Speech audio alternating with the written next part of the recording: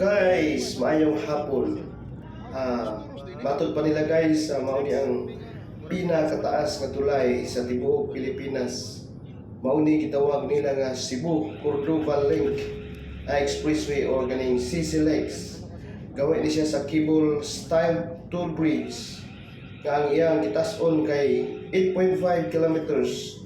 Ang main span niya nga 390 meters. Nahuman ni siya guys kanatong tuig 2022. Dito pa rin naman guys nga mao ni nga nagakonektar sa Cebu City padulong Cordova sa Mactan Island. Naani siya duha ka lanes per direction and 51 meters clearance para sa mga barko nga moagi. Kada mogamit dire nga tulay gilimit lang siya sa 80 to 90 km per hour. No, dahil dako kayo ni kaning katabang para sa mobiyahe padulong adto sa airport kay na ganon ra siya o ganon rin ni 40 minutes. No, nakasuporta siya og 50,000 vehicles sa kada adlaw nga moagi diri aning tulaya. So, wisdom arrive at my door, then pass to you guys. Pwede dire. Walking bike.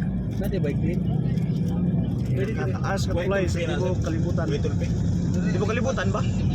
Sa bike na Pilipinas. Sa Tibo Pilipinas. Sakyan. Sa sakyan. Sa walking ka pinakataas nga, kuan. Tulay sa Tibo Pilipinas nga pinakataas. Tama pa labot-bot ng taas doon. Ha? Kasi kayo mo nito eh. Kayo mo ni Don Tanyong. Iwan, build na. Sa build na. Mo na isa sa project ka sa build ni Tatay Diggs. Nga gipadayon sa imong idol.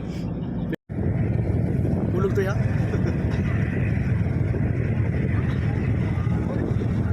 Kanang galing niya nga suga mo ng tulaya? Supay na dito?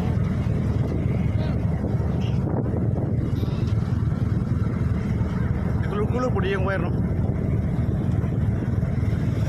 Yung cable wire.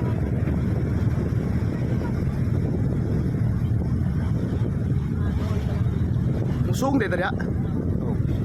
Iya, dia.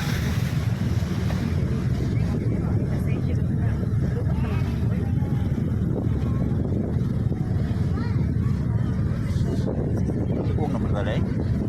Ini pinakataas nga tulay sa Tibo Pilipinas, no?